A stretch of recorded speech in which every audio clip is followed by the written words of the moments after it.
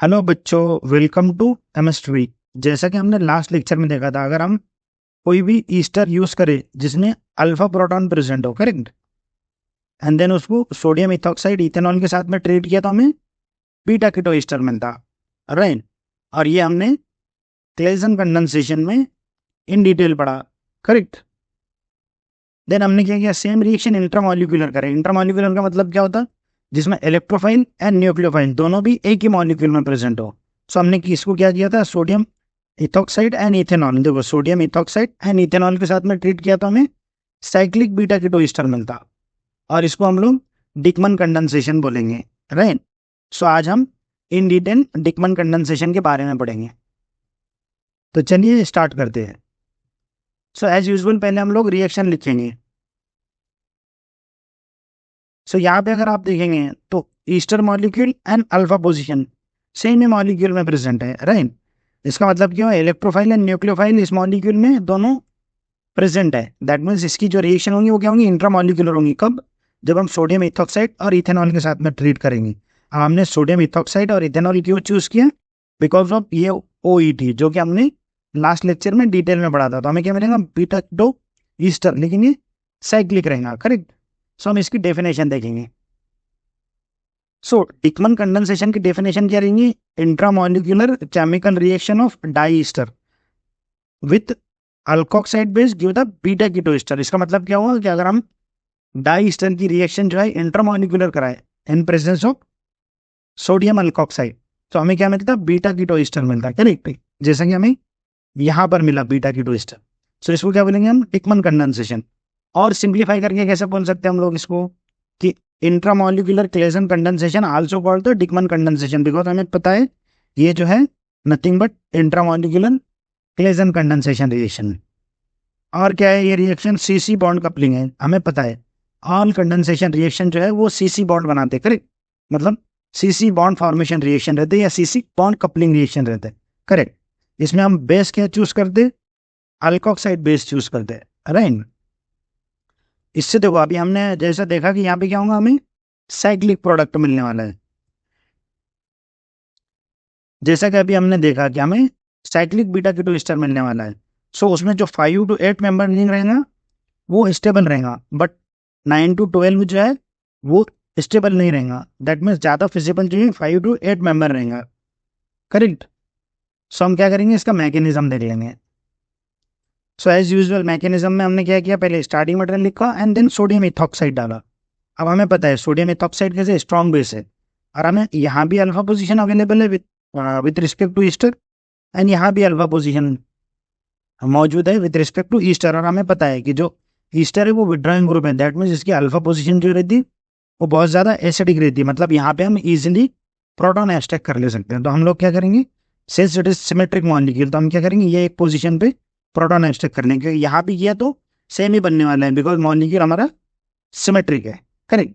Then हम क्या करेंगे, इसको थोड़ा रीअरेंज करके लिखेंगे। अब देखो ये सेम मॉलिक्यूल को यहाँ पे हमने रीअरेंज करके लिखा। क्यों रीअरेंज करके लिखा, हमको एरो बताने के लिए इजी होगा इन मैकेनिज्म। तो देखो फर्स्ट स्टेप में क्या होता है, जो अनायन जनरेट हुआ था ये क्या होता, कार्बोनिल कार्बन पे ऐड होता है, जिसकी वजह से ऑक्सीजन पे नेगेटिव चार्ज आता, करेक्ट। एंड देन ये जो ऑक्सीजन पे नेगेटिव चार्ज आया ये क्या होता है, रिफॉर्मेशन ऑफ कार्बोनिल होता है, जिसकी वजह से OET बाहर निकल जाता, correct. And reformation of carbonyl हो जाएगा फिर से, राइट। अब ये क्या हमारा nothing but beta keto ester है साइक्लिक फॉर्म में, राइट। सो अब देखो यहाँ पे हम क्या करेंगे, थोड़ा सा दो स्ट्रक्चर को मैकेनिज्म को सिंप्लीफाई करने की कोशिश करेंगे। जैसे देखो ये स्ट्रक्चर क्या है, हमने यहाँ पे बनाया था, करेक्ट। ये एग्जैक्टली सेम स्ट्रक्चर है। देखो ये वाला स्ट्रक्चर एंड ये वाला स्ट्रक्चर, ये जो है सेम ही स्ट्रक्चर है, राइट। एंड देन ये जो स्ट्रक्चर है ये एंड ये स्ट्रक्चर, ये भी एग्जैक्टली सेम स्ट्रक्चर है, करेक्ट। सो अब अगर आप गौर से देखेंगे तो हमने फर्स्ट स्ट्रक्चर में क्या बताया कि जो पहले जो अनायन है ये क्या होगा, इस पे ऐड होगा,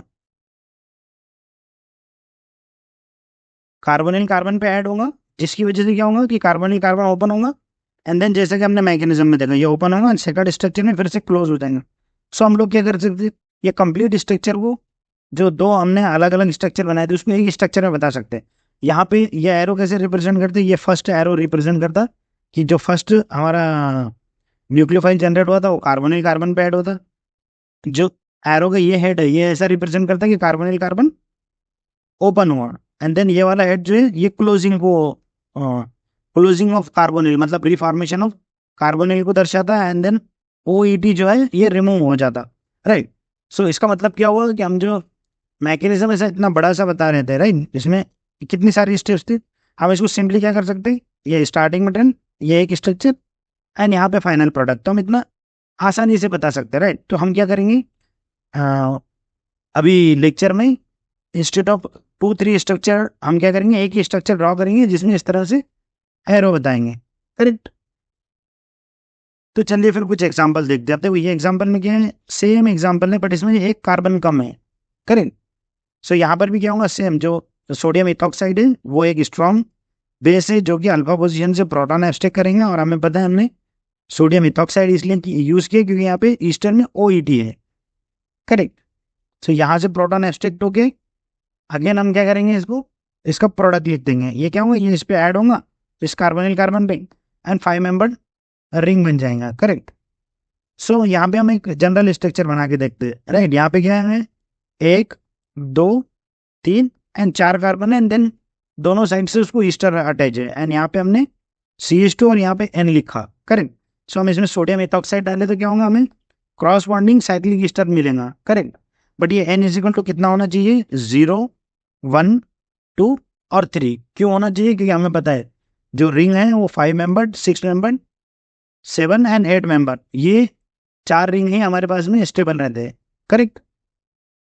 हम लोग क्या करेंगे, कुछ दूसरे एग्जांपल्स देखेंगे। जैसे यहाँ पे जो हमने क्या किया, थायोपीन एज ए हेटेरोएटम लिया in between of our diester molecule. So हमने यहाँ पे क्या था, ये OMe था, तो इसलिए हमने यहाँ पे क्या यूज किया, सोडियम मेथॉक्साइड एंड मिथेनॉल, और ये क्या होता, 5 मेंबर्ड रिंग हमें प्रोडक्ट देता। बट सेम स्टार्टिंग मटेरियल में अगर हम लोग सोडियम हाइड्राइड अगर डालें, सोडियम हाइड्राइड, सो हमें 5 मेंबर्ड ही रिंग मिलता, प्रोडक्ट टोटली डिफरेंट रहता। तो हम लोग क्या करेंगे, इसका मैकेनिज्म देखेंगे कि क्यों टोटली डिफरेंट प्रोडक्ट आया इसके लिए। सो हम लोग क्या करेंगे, इसके लिए मैकेनिज्म देखेंगे कि हमें प्रोडक्ट डिफरेंट कैसे आया। तो सबसे पहले हमने क्या लिखा यहाँ पे, OMe मतलब ये सोडियम मेथॉक्साइड के बारे में लिख रहे हैं हम लोग। करेक्ट। सो OMe क्या करता है कि जो लेस इंडक्ट पोजीशन है वहां से प्रोटॉन एब्स्ट्रैक्ट करता। लेस इंडक्ट का मतलब क्या है, जैसे देखो यहाँ पे आप देखेंगे तो बाजू में सल्फर है एंड देन अल्फा पोजीशन है विद रिस्पेक्ट टू ईस्टर। सो ये क्या होता है, यहाँ पे ज्यादा इंडक्टनेस रहती है, मतलब क्राउडिंग रहती है, तो ये क्या करता है, लेस इंडक्ट साइड से प्रोटॉन एब्स्ट्रैक्ट करता।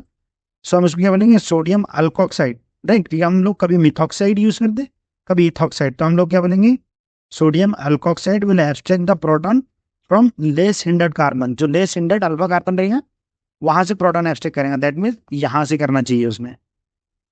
तो क्या करेंगे, यहाँ से प्रोटॉन एब्स्ट्रैक्ट करेंगे, यहाँ पे नेगेटिव चार्ज आएगा, एंड देन ये नेगेटिव चार्ज क्या होगा, ये कार्बोनिल कार्बन पे ऐड होगा जिसकी वजह से OMe बाहर निकल जाएगा। करेक्ट। एंड हमें क्रॉसबॉन्डिंग प्रोडक्ट मिल जाएगा। जैसे देखो यहाँ पर सल्फर के बाजू में यहाँ पे एक CH2 है, यहाँ भी एक CH2 है। करेक्ट। एंड देन उन इनके ये कार्बन एंड इस ईस्टर के बीच में बॉन्ड बना, दैट मीन ब्लू कलर का जो ईस्टर है वो इंटेक्ट रहेगा। करेक्ट। यहाँ भी आप प्रोडक्ट में देखेंगे तो ब्लू कलर का इंटेक्ट है, एंड देन जो हमने रेड कलर में बताया था, मतलब मोर क्राउडेड साइड हिंडर्ड साइड वाला जो ईस्टर था वो क्रॉस बॉन्डिंग कार्बोनिल में कन्वर्ट हुआ। बट सेम इसमें अगर हम लोग सोडियम हाइड्राइड डालें तो क्या होता है कि सोडियम हाइड्राइड जो है वो क्या करता, जो प्रोटॉन है वो मोर हिंडर्ड साइड से एब्स्ट्रैक्ट करता। मतलब क्या हुआ, sodium hydride will abstract the proton from more hindered side. अब मोर हिंडर्ड साइड कौन सी है, ये वाली। करेक्ट। मतलब वो यहाँ से प्रोटॉन एब्स्ट्रैक्ट करेगा, और हमें क्या होगा, ये जो प्रोटॉन एब्स्ट्रैक्ट होगा ये क्या करेगा, देन दूसरे ईस्टर पे ऐड होगा। अब यहाँ पे क्या होगा, जो ये ईस्टर है रेड कलर का ये इंटैक्ट रहेगा, एंड जो ब्लू कलर का ईस्टर है ये क्रॉसबॉन्डिंग कार्बोनिल में कन्वर्ट हो जाएगा। राइट। और इस तरह से हमारा प्रोडक्ट, इस तरह से हमें ये प्रोडक्ट बन जाएगा। राइट। तो चलिए एक और एग्जांपल देखते हैं। देखो यहाँ भी क्या है, डाई ईस्टर कंपाउंड है जिससे हमें साइक्लिक प्रोडक्ट मिलने वाला है, क्योंकि हम डिकमन पढ़ रहे हैं। डिकमन कंडेंसेशन की डेफिनेशन ही क्या है कि सब रिएक्शन इंट्रामॉलिक्यूलर होंगे। करेक्ट। हमने यहाँ पे क्या किया, वेरिएशन के लिए एन मिथाइल लिया। करेक्ट। तो सोडियम इथॉक्साइड के साथ में ट्रीट किया तो हमें बीटा कीटो एस्टर मिलेगा साइक्लिक, जो कि हमें पता है क्यों आया, सॉरी हमने सोडियम इथॉक्साइड ये OET की वजह से यूज़ किया। एंड देन उसको अगर हमने एसिडिक कंडीशन में हीट किया तो हमें क्रॉसपॉन्डिंग पिपरिडिनोन मिलता, करेक्ट, ये डीकार्बोक्सिलेशन से मिलता। तो चलिए फिर हम क्या करेंगे, सेम जो हमारा स्टार्टिंग मटेरियल है इसको क्या करेंगे, थोड़ा सा रीअरेंज करके लिखेंगे, राइट। देखो ये रीअरेंज करके लिखा हमने। देन जैसे कि हमने मैकेनिज्म में बताया था कि यहाँ से प्रोटॉन एब्स्ट्रैक्ट होगा, कार्बोनिल कार्बन पे ऐड होगा और OET बाहर निकलेगा। सिंस ये दोनों सिमेट्रिक है तो इसमें कोई हिंडर्ड, मोर हिंडर्ड और लेस हिंडर्ड वाली भी कंडीशन नहीं है, बिकॉज यहाँ भी दो CH2 है, यहाँ भी दो CH2 है, in between of nitrogen and ester, correct. So क्या होगा, हमें क्रॉसपॉन्डिंग बीटा कीटो ईस्टर मिल जाएगा साइक्लिक। जब हम इसको एसिडिक कंडीशन में हीट करते थे क्या होता, पहले क्रॉसपॉन्डिंग एसिड में कन्वर्ट होता एंड देन CO2 बाहर निकलता, मतलब डीकार्बोक्सिलेशन होता, और ये क्या होता है, यहाँ पे अनायन जनरेट होता है, जो कि जो प्रोटॉन है एब्स्ट्रैक्ट करने के बाद में क्रॉसपॉन्डिंग पिपरिडिनोन में कन्वर्ट हो जाता, राइट, और हमें फाइनल प्रोडक्ट मिल जाता। हम एक और एग्जांपल देखेंगे, जैसे कि यहाँ पे देखो हमने क्या किया, हाइड्रोएटम ऑक्सीजन लिया एंड सोडियम इथॉक्साइड इथेनॉल में ट्रीट किया तो क्या होता है, बीटा कीटो ईस्टर मिलता है। एंड देन उसको भी अगर हमने एसिडिक कंडीशन में हीट किया तो हमें क्या मिलेगा, क्रॉसपॉन्डिंग पायरेनॉन मिलेगा, राइट। सो इसका भी मैकेनिज्म कैसा होगा, जैसे कि हमने देखा था कि क्या होगा, अल्फा पोजीशन से प्रोटॉन एब्स्ट्रैक्ट होगा, कार्बोनिल कार्बन ओपन होगा, ऑक्सीजन पे नेगेटिव चार्ज होगा, देन ऑक्सीजन का नेगेटिव चार्ज फिर से रिफॉर्मेशन ऑफ कार्बोनिल करेगा एंड OET बाहर निकल के हमें क्रॉसपॉन्डिंग प्रोडक्ट दे देगा, राइट। एंड देन उसको जो प्रोडक्ट है बीटा कीटो ईस्टर, उसको अगर हम एसिडिक कंडीशन में हीट करें तो क्या होगा, हमें क्रॉसपॉन्डिंग पायरेनॉन मिल जाएंगे, राइट। अब देखो एक और एग्जांपल देखते हैं। यहाँ पे अगर ये एग्जांपल को आप गौर से देखेंगे तो यहाँ पे क्या है, ऑक्सीजन जो है वो अनसिमेट्रिक है, राइट, क्योंकि यहाँ पे एक ही CH2 है, यहाँ पे 1 2 एंड 3 CH2 है, राइट। अगर इसको हमने सोडियम इथॉक्साइड इथेनॉल में ट्रीट किया तो हमें पता है, क्या पता है हमें, कि अगर sodium alkoxide will abstract the proton from the less hindered side, तो यहाँ पे क्या होगा, ये लेस हिंडर्ड रहेंगे कंपेयर टू ये अल्फा पोजीशन के, करेंगे। इसका मतलब क्या हुआ कि प्रोटॉन यहाँ से एब्स्ट्रैक्ट होने वाला है, राइट। एंड इस तरह से मैकेनिज्म हुआ है, हमें क्रॉसपॉन्डिंग उसका फाइनल प्रोडक्ट मिल जाएगा, राइट। एंड देन अगर हमने इसको एसिडिक कंडीशन में हीट करें तो ये भी क्या होगा, क्रॉसपॉन्डिंग पायरेनॉन ही देगा। बट इसको अगर हमने सोडियम हाइड्राइड के साथ में ट्रीट किया तो हमें पता है सोडियम हाइड्राइड के साथ में ट्रीट किया तो क्या होगा, प्रोटॉन यहाँ से एब्स्ट्रैक्ट होगा, राइट, क्योंकि हमें पता है क्या होता है, अगर हमने डाले तो सॉरी सोडियम हाइड्राइड डाले तो sodium hydride will abstract the proton from more hindered side, that means यहाँ से प्रोटॉन एब्स्ट्रैक्ट करेंगे एंड हमें ये क्रॉसपॉन्डिंग प्रोडक्ट मिलने वाला है। इसका मैकेनिज्म आप लोग एक बार ट्राई करके देखो, राइट। अब एक थोड़ी सी इंटरेस्टिंग एग्जांपल देखेंगे, थोड़ी सी कंफ्यूजिंग भी है। यहाँ पे क्या है, हमें 3 ईस्टर मॉलिक्यूल है, करेक्ट। सो जब हम इसको सोडियम इथॉक्साइड इथेनॉल के साथ में ट्रीट करें तो हमें क्या होता है, major product 5 membered beta keto ester मिलता एंड माइनर जो है वो 6 मेंबर्ड बीटा कीटो ईस्टर मिलता। बट सेम अगर स्टार्टिंग मटेरियल जो है, अगर हमने इसको सोडियम हाइड्राइड बेंजीन में ट्रीट किया तो हमें क्या होता, 6 मेंबर्ड बीटा कीटो ईस्टर मिलता, बट ये पोजीशन तो डिफरेंट हो जाती है। जैसे ये ईस्टर में और ये ईस्टर में both are beta keto ester 6 membered, but ये ईस्टर की पोजीशन डिफरेंट हो जाती है, करेक्ट। सो हम लोग क्या करेंगे, इस ईस्टर को पहले थोड़ा सा कलरफुल लिख देते हैं हमें मैकेनिज्म समझने के लिए। तो मैंने क्या किया, तीनों ईस्टर को डिफरेंट डिफरेंट कलर में लिख दिया, करेक्ट। एंड देन हम उसको थोड़ा सा रीअरेंज करके भी लिख देंगे, क्योंकि रीअरेंज करके लिखे तो हमें मैकेनिज्म बताने में आसानी होती है, राइट। सो हमने क्या किया, सारे ईस्टर को रीअरेंज करके लिख दिया, सॉरी स्ट्रक्चर को रीअरेंज करके लिख दिया। सो अब हम लोग क्या करेंगे, पहले जो सोडियम इथॉक्साइड वाली रिएक्शन है, दैट मीन्स डिकमन कंडेंसेशन, वो देख लेंगे कैसे वर्क करती है, तो देन सोडियम हाइड्राइड की देखेंगे, राइट। सो जो हमने रीअरेंज करके मॉलिक्यूल लिखा था हमने उसको लिखा यहाँ पे। देन इसमें क्या किया, हमने सोडियम इथॉक्साइड डाला। सो हमें पता है सोडियम इथॉक्साइड क्या करेगा, सेम जैसा कि हमें पता है, तो सोडियम अल्कोक्साइड, राइट, क्योंकि ये अपना इथॉक्साइड है तो हम क्या बनेंगे, sodium ethoxide will extract the proton from less hindered carbon. अब देखो ये मैं बार बार आपको पढ़ के इसलिए बता रहा हूँ कि अगर आप बार बार उसको सुनेंगे तो आपको भी याद हो जाएगा, राइट। सो आपको समझने के लिए और आसान हो जाएंगे, करेक्ट। तो सोडियम इथॉक्साइड क्या करेंगे, देखो ये एक अल्फा पोजीशन है, ये एक अल्फा पोजीशन है एंड ये एक अल्फा पोजीशन है। तो क्या होगा, sodium ethoxide less in that side से, मतलब यहाँ से प्रोटॉन एब्स्ट्रैक्ट करेंगे, मतलब क्या होगा, यहाँ पे अनायन जनरेट होने वाला है, राइट, इस कार्बन पे अनायन जनरेट होगा।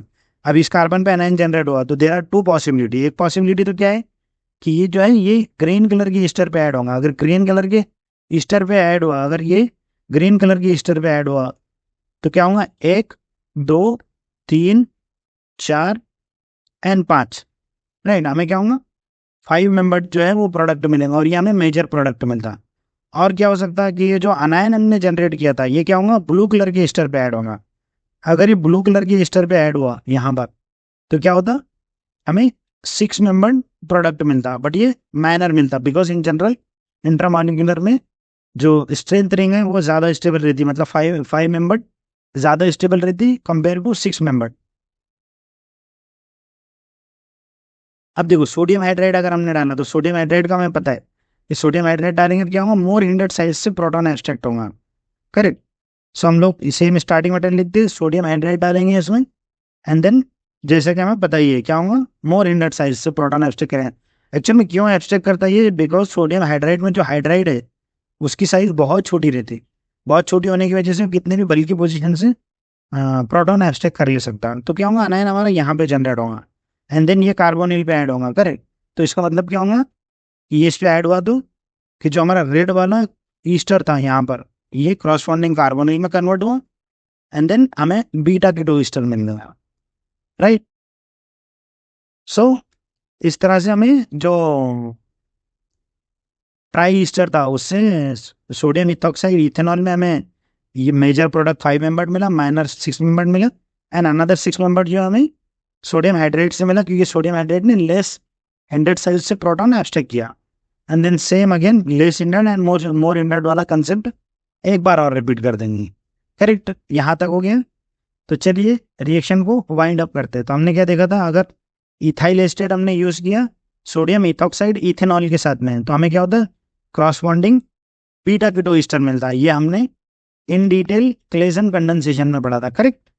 एंड देन सेम रिएक्शन अगर हमने इंट्रामॉलिक्यूलर करे, that means di ester molecule को अगर हमने सोडियम इथॉक्साइड इथेनॉल में ट्रीट करे तो हमें साइक्लिक बीटा कीटो ईस्टर मिलता है। और ये हमने टिकमन कंडेंसेशन में डिटेल में पढ़ा। तो हमारा मेन रिएक्शन तो क्या था, क्लेजन ही था। तो हम लोग क्या करेंगे, नेक्स्ट रिएक्शन को भी थोड़ा क्लेजन से कनेक्ट करके क्लेजन से कनेक्ट करने की कोशिश करेंगे, राइट। सो देखो हमारा क्लेजन रिएक्शन ये था एंड हमें प्रोडक्ट जो है बीटा कीटो ईस्टर मिला था। अगर सेम बीटा कीटो ईस्टर हमने अगर अल्डिहाइड के साथ में एंड नाइट्रोजन बेसिस के साथ में ट्रीट किया तो हमें क्या होता, alpha beta unsaturated di ester मिलता। और ये जो है हम नोवेंजल कंडेंसेशन में इन डिटेल पढ़ने वाले हैं, जो कि हम लोग नेक्स्ट लेक्चर में देखेंगे, करेक्ट। तो अगर आपको हमारे वीडियोस पसंद आते हैं तो आपने वीडियोस को लाइक करना है, शेयर करना है, चैनल को सब्सक्राइब भी करना है एंड नोटिफिकेशन ऑन करना है। So thank you for watching our videos.